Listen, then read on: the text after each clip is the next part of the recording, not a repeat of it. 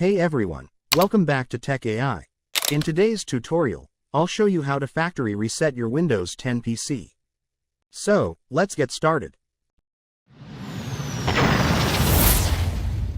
To start the reset process, open the Settings app.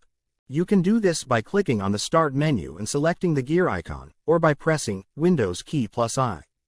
Next, click on Update and Security. This is where you'll find the recovery options. In the left-hand menu, select Recovery.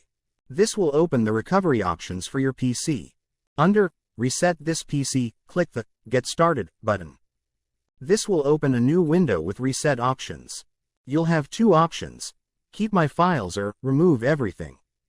If you want to keep your personal files but reset Windows settings and remove apps, select Keep My Files. If you want to completely erase everything and start fresh, select Remove Everything.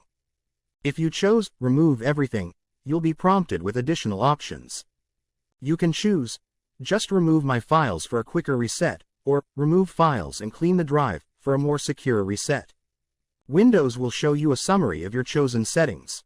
Review them and click Next, then Reset to begin the process. Your PC will restart and start the reset process, which may take some time. Once the reset is complete, Windows will restart and prompt you to set up your PC as if it were new. And that's it. You've successfully factory reset your Windows 10 PC. If you found this video helpful, please give it a thumbs up and consider subscribing to our channel for more useful tutorials. Also, let me know in the comments if there are any other topics you'd like me to cover. Thanks for watching, and I'll see you in the next video.